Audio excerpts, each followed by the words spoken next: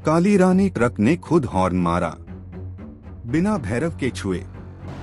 एक डरावना लंबा हॉर्न, पा आ, जैसे किसी को चेतावनी दे रहा हो। भैरव को पहली बार महसूस हुआ, आज वो अकेला नहीं है। अध्याय 4, धुएं की पहली परछाई। करीब 1 AM। हवा में धीरे धीरे सफेद धुआं उठने लगा, पहले पतला फिर तेज, इतना कि ट्रक की हेडलाइटें भी उसके अंदर खो गईं। भैरव ने ब्रेक लगाए बिना गति कम की।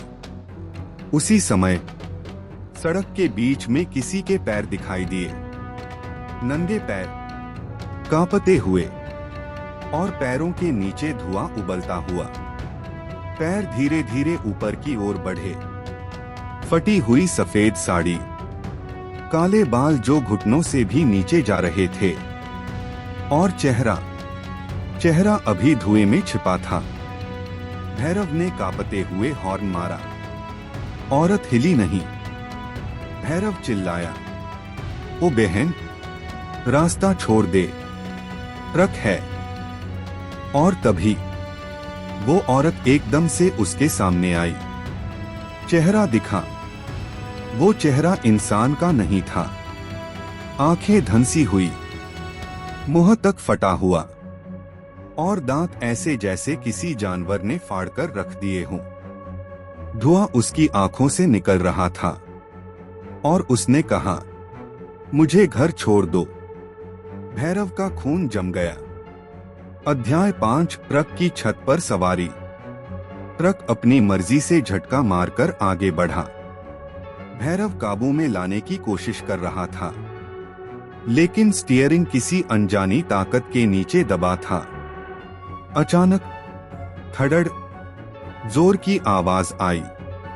कुछ ट्रक की छत पर चढ़ा था। भैरव ने रियर मिरर देखा। वही औरत, चारों हाथ पैर से ट्रक की छत पर ऐसे चिपकी हुई जैसे मकड़ी हो। उसकी लाल आंखें कांच के नीचे से झांक रही थीं। भैरव ने चीखते हुए सिर नीचे किया। औरत के नाखून कांच पर चलते गए, कचक चक कच, जैसे वो अंदर घुसने की कोशिश कर रही हो। अध्याय 6, मौत का जंगल। रात के 2:30 बजे जंगल शुरू हो गया था।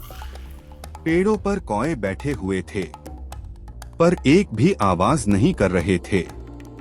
अचानक ट्रक खुद ब खुद बाईं ओर मुड़ा और जंगल के अंदर जाने लगा। भैरव गियर बदल कर रोकना चाहता था, लेकिन ट्रक सुन ही नहीं रहा था। उसने ऊपर देखा। अब वह औरत गायब थी, मगर ट्रक के पिछले हिस्से में किसी के चलने की आवाजें आ रही थीं। धक धक धक, जैसे भारी भरकम पैरों से कोई चल रहा हो। भैरव ने शीशे से पीछे देखा। उसकी हेडलाइट में एक परछाई दिखी, एक बहुत ऊंची, लंबी, कांपती हुई परछाई, जो इंसान की नहीं थी।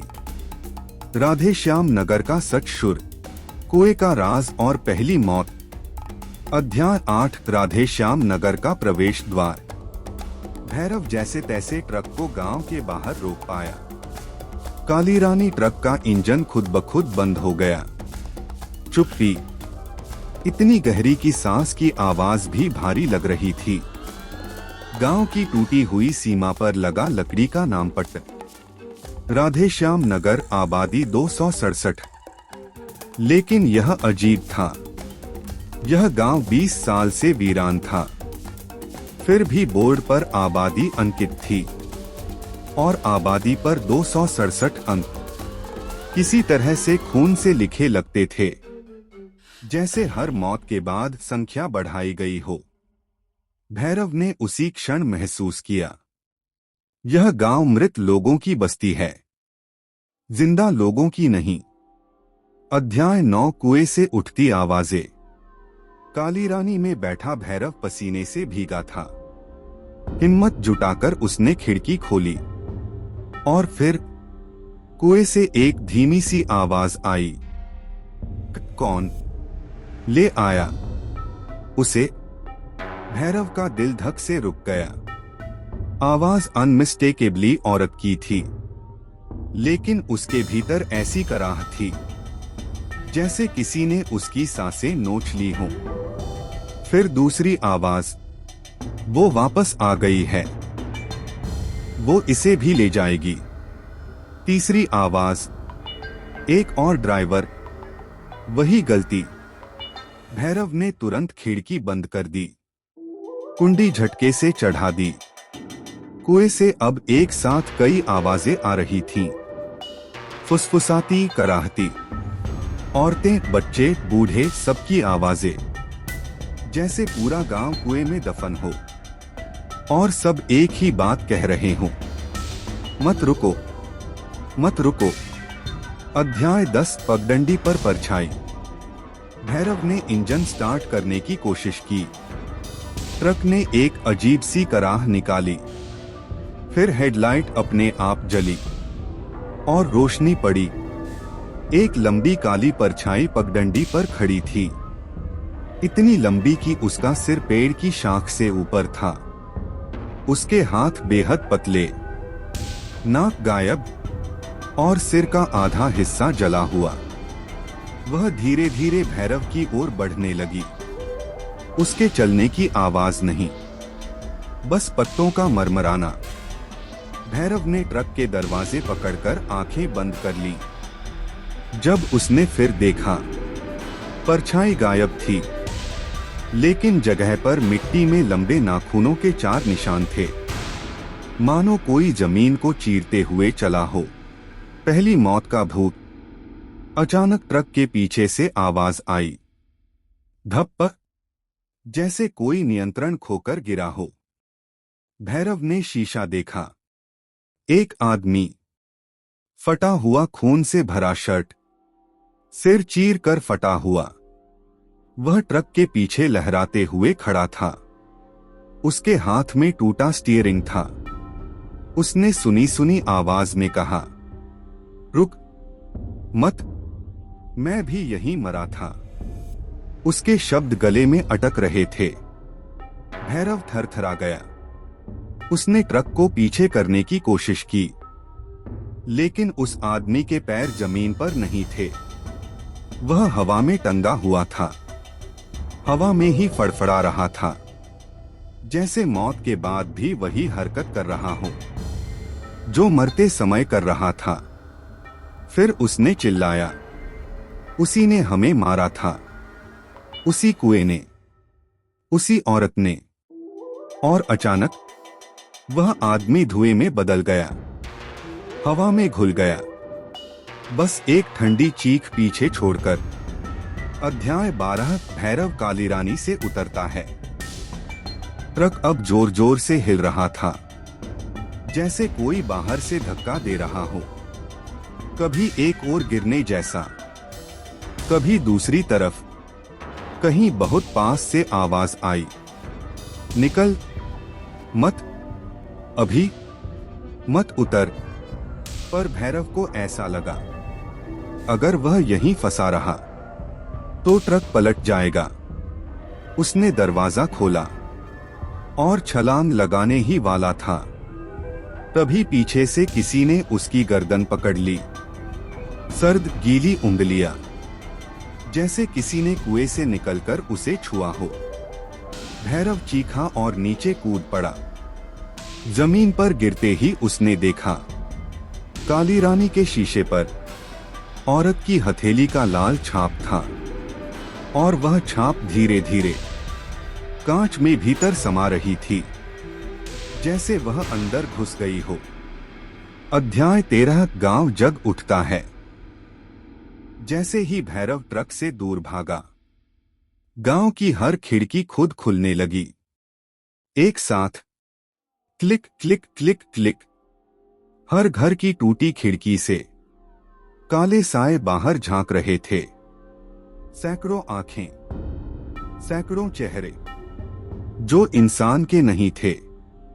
फिर सब एक साथ फुसफुसाए, वो आ गई, वो ढूंढ रही है, भाग मत। देर हो गई। जिसे वो चुन ले उसे कोई नहीं बचा सकता। और उसी समय कुएं से एक चीख निकली। भैरव। उस चीख में ऐसा दर्द था जैसे किसी ने उसे जलाकर मारा हो या जिंदा दबाया हो। भैरव वहीं जम गया। इस दुनिया की कोई चीख इतनी भयानक नहीं थी। अध्याय 14 भूतनी की वापसी। हवा अचानक रुक गई। गांव शांत हो गया। और फिर कुएं के ऊपर एक सफेद आकृति उठने लगी। पहले धुआं, फिर उसका पैर, फिर पूरा शरीर। वही औरत। कबीर सिसकते हुए, मुझे दिखाओ क्या हुआ था। लड़की की आवाज, तुम देखने को तैयार हो तो मैं बताने को तैयार हूं। कबीर अंधेरे में गिर जाता है। Screen black. धुएं से निकला दूसरा भैरव।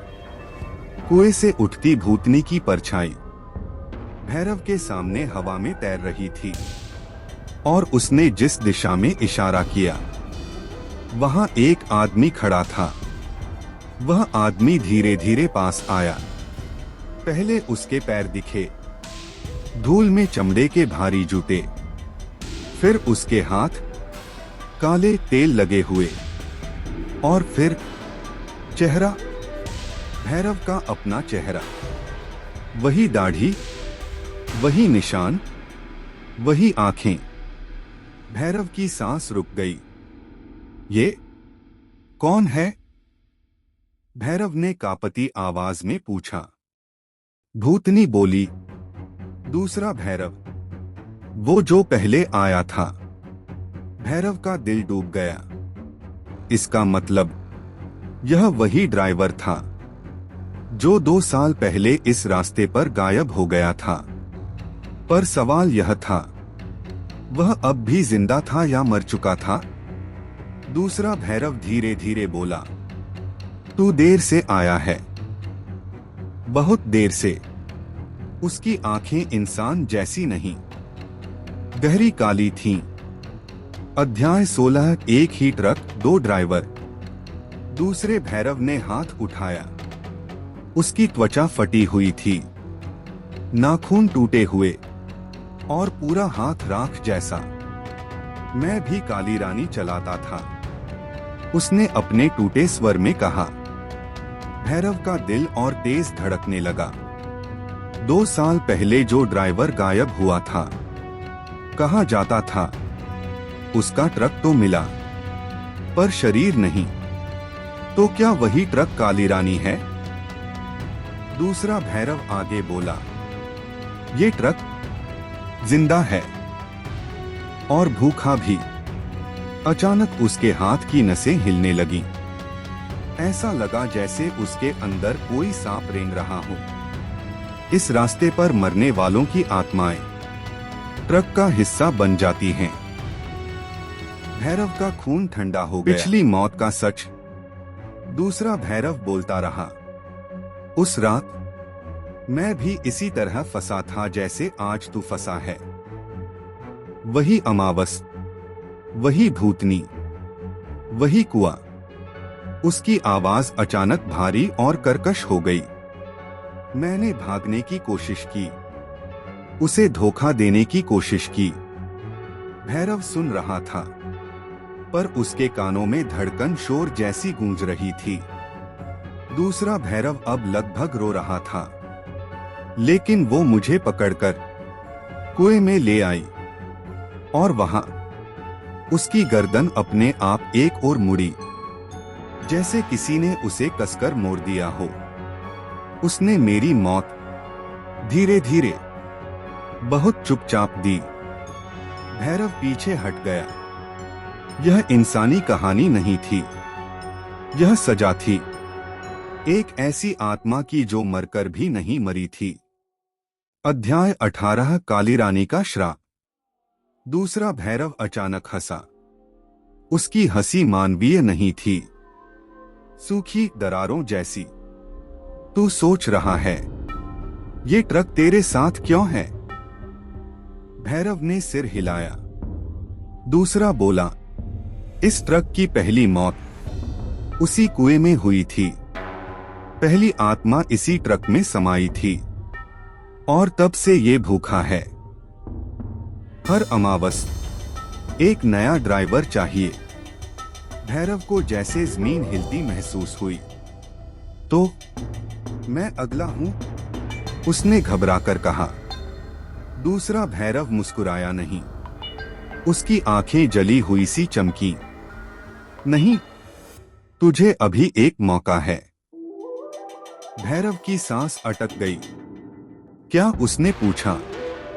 दूसरे भैरव ने इशारा किया। ट्रक के अंदर। अध्याय 19। ट्रक में कैद आत्माएं।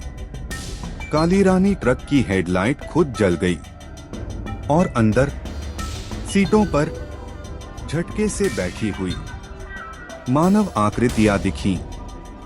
हर सीट पर एक भूत। कुछ बूढ़े, कुछ जवान, कुछ लड़कियां। उनकी आंखें सफेद थीं। उनके शरीर अधजले अधफटे। सब एक साथ बोले, हमें बचा जा सकता था। भैरव का शरीर कांप उठा। तो यह ट्रक यात्री नहीं ढोता, आत्माएं ढोता है। और हर आत्मा ट्रक के इंजन, टायर, बॉडी का हिस्सा बन चुकी थी। इसीलिए यह ट्रक अपने आप चलता था। भूतनी ट्रक के पास आ गई। उसके कदम जमीन को नहीं छूते थे। उसकी साड़ी का एक एक धागा हवा में सांप की तरह हिल रहा था। आज फैसला तुम दोनों को करना है, उसने कहा। दोनों भैरव उसकी ओर देखने लगे। कौन आएगा मेरे साथ और कौन जिएगा? भैरव की धड़कन रुक गई। मौत की 2 कुर्सियां। भूतनी ने हाथ उठाया। कुएं के पास अचानक जमीन फटी और उसमें से 2 लकड़ी की कुर्सियां निकली। कुर्सियां नहीं, फांसी की कुर्सियों जैसी, लोहे के मोटे कड़े लगे हुए। भूतनी बोली, तुम दोनों इनमें बैठोगे। दूसरा भैरव बिना विरोध किए आगे बढ़कर पहली कुर्सी पर बैठ गया, जैसे वह इस तकदीर को मान चुका हो। भैरव कांप रहा था। अगर तुम बैठोगे, भूतनी ने कहा, तो तुम मरोगे और तुम्हारी आत्मा इस ट्रक की हो जाएगी। और अगर नहीं बैठे, उसकी आवाज और भी ठंडी हो गई, तो यह ट्रक खुद तुम्हें मार देगा। भैरव को लगा उसका पूरा शरीर पत्थर बन गया है। दूसरे भैरव ने उसकी ओर देखा। उसकी आवाज टूटी हुई थी। तू बच सकता है, सिर्फ एक तरीका है। भैरव तुरंत बोला, क्या तरीका? दूसरा भैरव धीरे से बोला, काली रानी को खुद जलाना होगा। भैरव ने घबराकर ट्रक की ओर देखा। ट्रक की हेडलाइट अब खून की तरह लाल चमक रही थी और इंजन बिना खुद ब खुद घूमने लगा था, जैसे वह गुस्से में आ गया हो। अध्याय 21। काली रानी का असली चेहरा। ट्रक ने अचानक जोर का हॉर्न मारा। पा, लेकिन इस बार आवाज मशीन की नहीं लग रही थी। आवाज में किसी औरत की चीख मिली हुई थी। करीब से आ। ट्रक का पूरा शरीर हिलने लगा। टायरों के नीचे जमीन फटने लगी। ट्रक का बोनट उठा और उसके नीचे धुएं की मोटी परत से एक चेहरा बाहर आया। नामुमकिन, भयानक, मानवीय नहीं। वही औरत भूतनी ट्रक का हिस्सा थी। ट्रक उससे बंधा हुआ था। वह ट्रक को चलाती थी। वह इंजन की आवाज थी। वह हॉर्न की चीख थी। वह हेडलाइट की आंखें थीं। यह ट्रक सिर्फ मशीन नहीं, उसका शरीर था। दूसरा भैरव चिल्लाया, देख लिया, अब समझ आया, अगर तू इसे नहीं जलाएगा यह तुझे पूरा निगल जाएगी। भैरव जमीन पर गिर गया। उसके कान बंद हो रहे थे। काली रानी ट्रक आगे बढ़ा, सीधे उसकी तरफ। उसकी हेडलाइटें लाल चमक रही थीं, जैसे किसी की आंखें गुस्से में हों। भूतनी हवा में तैरते हुए भैरव की ओर बढ़ रही थी। ट्रक के इंजन की आवाज गूंजी, भैरव, जैसे वह उसे नाम से पुकार रहा हो। भैरव चिल्लाया, मैं क्या करूं? भूतनी मुस्कुराई, सिर्फ एक बात। उसकी आवाज हवा में कांपी, जिसे ट्रक चुन ले उसे मौत ही दे सकती है। टूटे मठ का रहस्य और मृतकों की बारात। अध्याय 22, भैरव की आखिरी उम्मीद। भैरव पूरी गति से टूटे हुए रास्तों पर भाग रहा था। पीछे दूर दूर तक सन्नाटा फैला था, लेकिन उसके भीतर एक ही आवाज गूंज रही थी, तुम दोनों में से एक मेरा होगा। उसकी सांसें टूटने लगी, लेकिन अचानक उसे दूर एक टूटी दीवार पर हल्की सी पीली रोशनी दिखी। दीवार पर लिखा था, श्री काल भैरव मठ 300 मीटर। भैरव की आंखों में एक उम्मीद चमकी। मठ, जहां पुराने मंत्र, तांत्रिक और शायद किसी पंडित की आत्मा भी बची हो, क्योंकि इस गांव में जीवित इंसान तो कोई नहीं था। अध्याय 23, मठ का खंडे है। भैरव ने दौड़ते हुए मठ के टूटे दरवाजे को धक्का दिया। अंदर मोटी घास भरी थी, दीवारों पर खून के छींटे और सूखे हाथों के निशान। मठ के बीचों बीच एक बड़ा काला घंटा था, जो आधा जमीन में धंसा हुआ था। लेकिन मठ पूरी तरह वीरान नहीं था। दीवार के पास एक बुजुर्ग साधु पीठ करके बैठा था। उसकी पीठ में 3 बांसदार लकड़ी के कांटे धंसे हुए थे। फिर भी वह हिला नहीं, जैसे अभी अभी मरा हो। भैरव डरते हुए बोला, बाबा, बाबा सुनिए। साधु की पीठ से एक भारी खुरदरी आवाज निकली, पीछे मत आ, ये मठ सुरक्षित नहीं, लेकिन बाकी गांव से कम खतरनाक है। भैरव ठिठक गया। मरा हुआ साधु, लेकिन बोल रहा था। साधु ने कहा, वह औरत फिर उठ गई है। कुएं की यात्री, जिसे गांव वालों ने जिंदा जलाया था। भैरव के हाथ कांपने लगे। साधु बोला, उसका श्राप सिर्फ मरे हुओं को नहीं, जिंदा को भी मार देता है। अध्याय 24, जलती हुई औरत का सच, भूतनी की असली कहानी।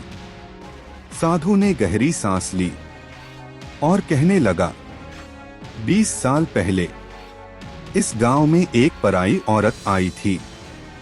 किसी का नाम नहीं बताती थी, किसी से मिलती नहीं थी, दिन भर कुएं के पास बैठी रहती थी। गांव वालों ने उसे चुड़ैल समझ लिया। कहा कि उसकी वजह से बच्चे मर रहे हैं, फसल सूख रही है, औरतें बीमार हो रही हैं।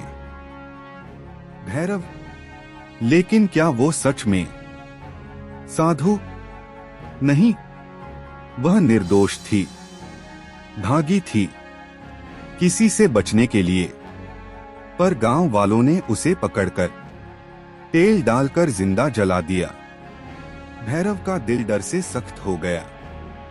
साधु की आवाज और भारी हुई।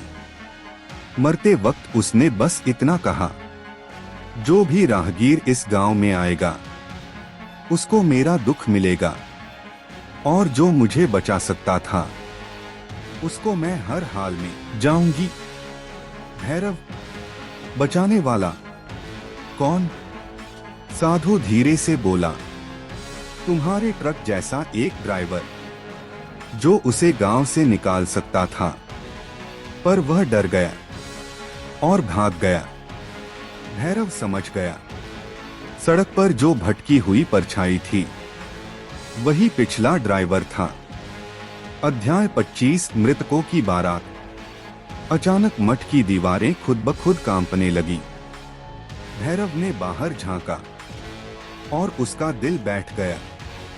पूरा गांव, सैकड़ों साए, टूटी खिड़कियों से निकलते प्रेत, सब एक साथ मठ की तरफ बढ़ रहे थे। धीरे धीरे, पैर जमीन पर नहीं, हवा में लटके हुए। उनकी आंखों में पीली आग जल रही थी। हर प्रेत एक ही आवाज में कह रहा था, बारात आई है, दुल्हा चाहिए, मौत के सवारी। भैरव कांपकर पीछे हट गया। साधु चिल्लाया, घंटी बजा। वह घंटा सिर्फ जीवित के हाथ से बजेगा। भैरव दौड़कर काले बड़े घंटे के पास पहुंचा। दोनों हाथों से पकड़कर जोर से धक्का मारा। कुछ नहीं हुआ। बाहर से मृतकों की भीड़ पास आ रही थी। उनका शोर भयानक होता जा रहा था। साधु बोला, दिल से मार, डर से नहीं, जीने की इच्छा से। भैरव ने आंखें बंद की, गहरी सांस ली और पूरी जान लगाकर घंटा खींचा।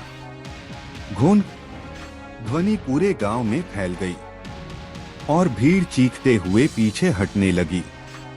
कुछ के चेहरे पिघलने लगे, कुछ के पैर उड़कर अलग हो गए, कुछ गायब हो गए।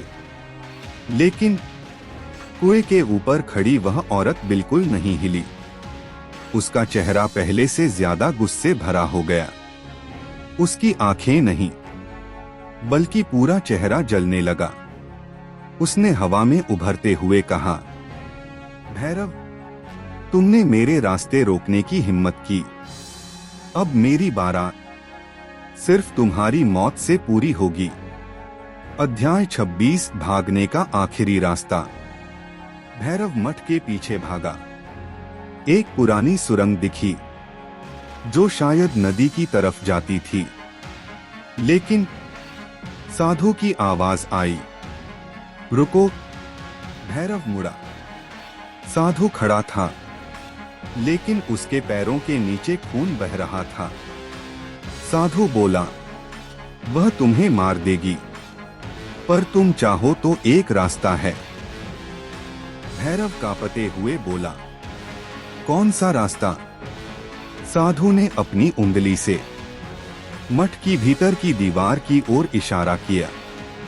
वहां काली रानी ट्रक की आकृति बनी थी। उसमें आग की लपटें थीं और एक औरत खड़ी थी। साधु बोला, अगर तुम जानना चाहते हो कि काली रानी क्यों श्रापित है, तो मठ के अंदर जाओ।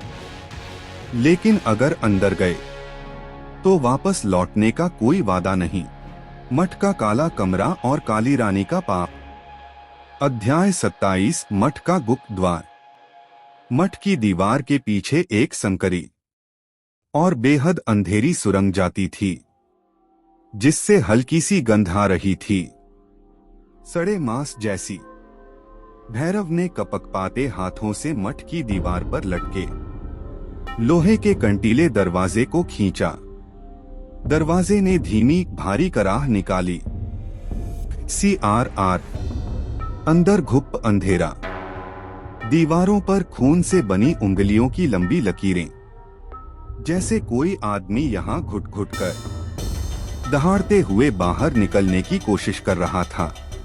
भैरव को पहले कदम पर ही महसूस हुआ, इस जगह में किसी का खून और किसी का गुस्सा बंद है।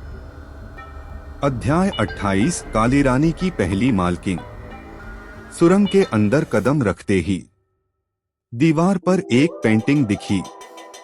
एक सुनहरी चूड़ियों वाली औरत, काली साड़ी पहने हुए, हाथ में दीपक लिए हुए।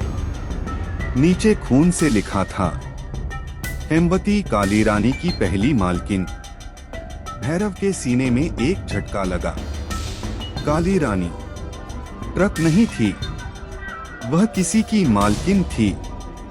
उसने वही दीवार पर टंगा एक लकड़ी का पट्टा देखा। उस पर लिखा था, सन 1974 में हेमवती ने काली रानी को अपनी बेटी की लाश लेकर इस मठ में प्रवेश किया था, पर आगे का हिस्सा किसी ने नाखूनों से खरोंचकर मिटा दिया था। अध्याय 29। पिछले ड्राइवर की डायरी। अचानक एक लोहे का संदूक दिखा।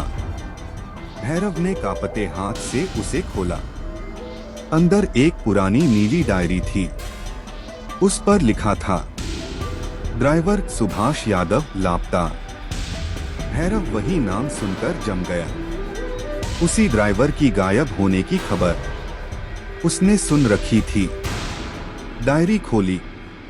पहला पेज, अगर यह डायरी किसी को मिले तो समझ लेना मैं मर चुका हूं। दूसरा पेज, काली रानी ट्रक श्रापित है। जो इसे चलाता है वह खुद किसी और की मौत का बोझ ढोता है। तीसरा पेज, इसमें कुछ शब्दों के साथ धब्बे भी थे, जैसे यह पेज आखिरी सांसें लेते हुए लिखा गया हो। भैरव ने पढ़ा, हेमवती की बेटी मर नहीं गई थी, उसे गांव वालों ने मार दिया था और हेमवती ने उसी के शव को काली रानी में छिपाया था। भैरव के हाथ कांपने लगे। अध्याय 30। वह आवाज, वही रोना। अचानक मठ की सुरंग में एक धीमी सी रुलाई गूंजने लगी। माँ, माँ, मुझे ठंड लग रही है। भैरव का खून जम गया। वह आवाज किसी 6-7 साल की बच्ची की थी, लेकिन वह बच्ची यहाँ थी कैसे? रुलाई फिर से गूंजी। माँ, उन्होंने मुझे कुएं में फेंक दिया।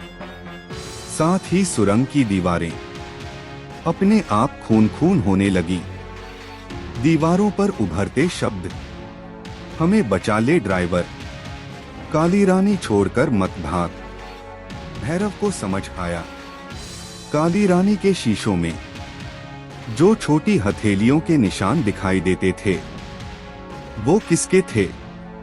अध्याय 31। सच जैसा उसने कभी सोचा भी नहीं। भैरव डायरी का आखिरी पन्ना पलटा। इस पर केवल एक ही वाक्य लिखा था, भैरव, अगर तुम यह पढ़ रहे हो तो समझ लो वह अब तुम्हें जानती है। भैरव की सांस अटक गई। काली रानी की खिड़कियां जो हर रात खुद खुलती थीं, तारों का खुद घूम जाना, शाम होते ही ट्रक के नीचे छाया का दिखना, यह सब केवल आत्माएं नहीं थीं, वे हेमवती और उसकी बेटी थीं। और भैरव को याद आया, ट्रक उसे सड़क पर क्यों मिला था? एक बूढ़ी डीलर ने कहा था, यह ट्रक बेचकर मैं पाप से मुक्त हो जाऊंगी। यानी काली रानी को खरीदते ही भैरव भी उसी श्राप का हिस्सा बन गया था। अध्याय 32। मठ का काला कमरा। सुरंग के अंत में एक कमरा था जिस पर चारों तरफ राख लगी थी। कमरे की दहलीज पर लिखा था, यहाँ हेमवती ने अपने सबसे बड़े पाप को छिपाया। भैरव ने दरवाजा खोला। अंदर अंधेरा। धीरे धीरे आग जैसी लाल चमक फैलने लगी। कमरे के बीचों बीच एक पुरानी ट्रंक रखी थी। उस पर उभरा था काली रंग की लड़की का हाथ छाप। भैरव का दिल धड़कना भूल गया। वह ट्रंक काली रानी के पीछे वाले हिस्से से पूरी तरह मिलता जुलता था। यानी इस ट्रक के शरीर में मठ की यह ट्रंक ही जोड़ी गई थी। और जैसे ही उसने ट्रंक की ओर कदम बढ़ाया, बाहर मठ के विशाल दरवाजे पर किसी ने जोर से चोट की। धड़ाम, एक और चोट। धड़ाम। मृतकों की बारात आ चुकी थी। और उनके आगे वह औरत, राधे श्याम नगर की श्रापित चुड़ैल हेमवती। उसकी आवाज मठ में गूंजी, भैरव, तुम्हारा वक्त पूरा हुआ। मेरा रास्ता कोई नहीं रोक सकता। मठ पर पहली चोट मठ के बाहर से टकराती। धड़ाम धड़ाम धड़ाम की आवाजें अब और भारी हो चुकी थीं।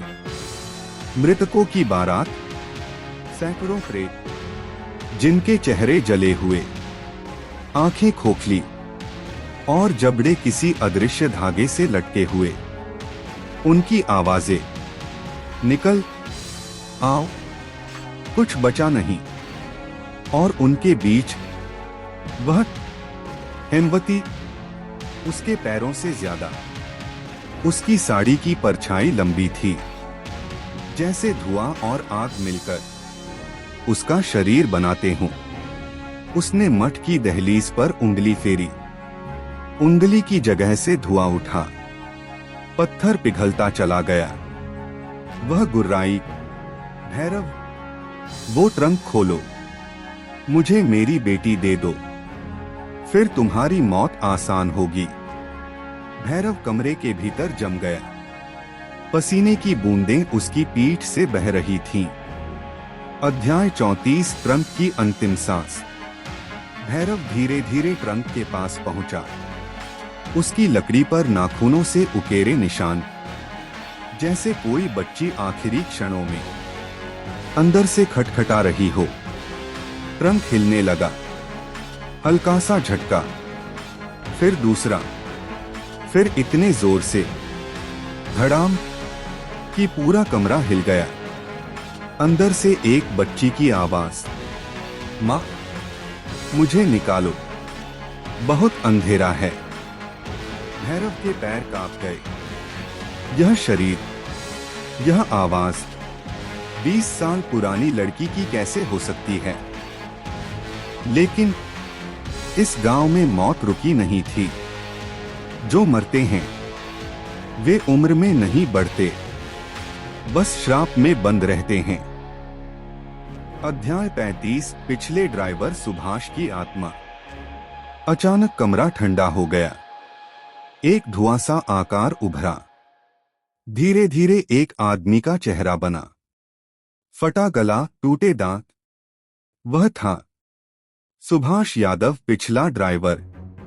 उसकी आवाज टूटी हुई, ट्रंक मत खोलना। वह बच्ची नहीं, वह हेमवती की छाया है। भैरव ने कांपते हुए पूछा, सुभाष भाई, क्या सच है? सुभाष, हेमवती की बेटी को गांव वालों ने नहीं मारा, उसे खुद हेमवती ने पैसा और शक्ति की लालच में बलि चढ़ाया था। भैरव, लेकिन उसकी बेटी की आत्मा। सुभाष की आंखें खाली हो गईं। बेटी की आत्मा नहीं है, वह एक छाया है जो हर उस आदमी को पकड़ती है जिसे हेमवती चाहती थी। भैरव का दिमाग घूम गया। सच्चाई का खून। कमरे की दीवार पर लिखाई उभरने लगी। खून से हमें शक्ति चाहिए थी और बलि के लिए अपनी ही बेटी सबसे पवित्र थी। भैरव की रीढ़ में ठंड उतर गई। समझ आया, हेमवती चुड़ैल नहीं बनी थी, वह खुद बनी थी। और जब गांव वालों ने यह रहस्य जाना, उन्होंने हेमवती को जिंदा जला दिया। लेकिन श्राप खत्म नहीं हुआ, क्योंकि बेटी का शरीर यही था, इस ट्रंक में। अध्याय 37, बारात का अंतिम हमला। मठ का दरवाजा टूट गया। बारात अंदर घुस आई। सैकड़ों प्रेत दीवारों से चिपके हुए, कुछ छत पर उल्टे लटकते हुए, कुछ बिना आंखों वाले, सिर्फ गंध और आवाज पर भैरव को खोजते। सुभाष ने चिल्लाया, भागो, तुम्हारे पास बस कुछ पल हैं। लेकिन भैरव के पीछे ट्रंक से हाथ निकल आया, एक काला सूखा महीन उंगलियों वाला हाथ। उसने भैरव का पैर पकड़ लिया। भैरव चीखा, छोड़ो छोड़ो। कमरे में गूंज उठी, माँ मुझे बाहर दो। भैरव जमीन पर गिर पड़ा। बारात की आवाज, चुना लिया गया, चुना लिया गया। हेमवती मठ में घुस गई। उसका चेहरा जलती लकड़ी की तरह टूटता और जुड़ता जा रहा था। वह गर्जी, वक्त खत्म, बेटी दो या अपनी जान दो। अध्याय 38, भैरव का फैसला। भैरव हांफते हुए खड़ा हुआ। उसने ट्रंक को देखा जिसमें किसी बच्चे का शरीर था, और उसने हेमवती को देखा जिसने अपने ही खून से पूरे गांव को श्रापित किया। भैरव ने मन में सोचा, अगर मैं ट्रंक दे दूं, तो उसकी शक्ति 3 गुना बढ़ेगी और यह श्राप कभी खत्म नहीं होगा। वहीं अगर मैं ट्रंक न दूं, तो मैं अभी मारा जाऊंगा। भैरव की मुट्ठियां भीग गईं, उसकी आंखें भर आईं। वह चिल्लाया, मैं किसी की बेटी और किसी की मौत का सौदा नहीं करूंगा। और उसने ट्रंक को उठाकर मठ के पवित्र अग्निकुंड में फेंक दिया। मौत, आग और चीखें। जैसे ही ट्रंक आग में गिरा, पूरे गांव की चीखें एक साथ फूटी। बारात हवा में टूटने लगी। प्रेतों के शरीर चटक चटक कर टूटते गए। हेमवती चीखी, नहीं, वो मेरी शक्ति थी, मेरी। उसके चेहरे पर दरारें पड़ी। आग उसकी छाया को निगलने लगी। सुभाष ने चिल्लाया, भागो भैरव, यही मौका है। भैरव मठ से बाहर दौड़ा। आसमान लाल हो चुका था। काली रानी ट्रक अपने आप स्टार्ट हो चुकी थी। जैसे उसे पता था भैरव को कहां ले जाना है। भैरव ट्रक में कूदा। अध्याय 40, श्राप का टूटना या नया जन्म। काली रानी ने गांव से बाहर की सड़क पकड़ी। पीछे से हेमवती की चीखें, बारात की टूटती आवाजें और आग से निकलता धुआं, सब एक साथ गूंजते रहे। रास्ते पर जाते हुए ट्रक के शीशे साफ होते गए, जैसे कोई बोझ उतर रहा हो। लेकिन दाएं शीशे पर एक आखिरी छाप उभरी, एक छोटी हथेली की और एक धीमी आवाज, धन्यवाद। भैरव के हाथ ढीले पड़ गए, आंखें नम हो गईं। लेकिन अगले ही क्षण उसने महसूस किया कि ट्रक अपने आप मोड़ बदल रहा है। वही रास्ता जिस पर कभी सुभाष गया था। भैरव चिल्लाया, नहीं, रुक, रुक जा। लेकिन काली रानी नहीं रुकी। डैशबोर्ड पर खुद ब खुद लिखा गया, अब तू मेरी सवारी है। और ट्रक अंधेरे में समा गया। श्राप टूटा था या नया जन्म लिया था, ये किसी ने नहीं जाना।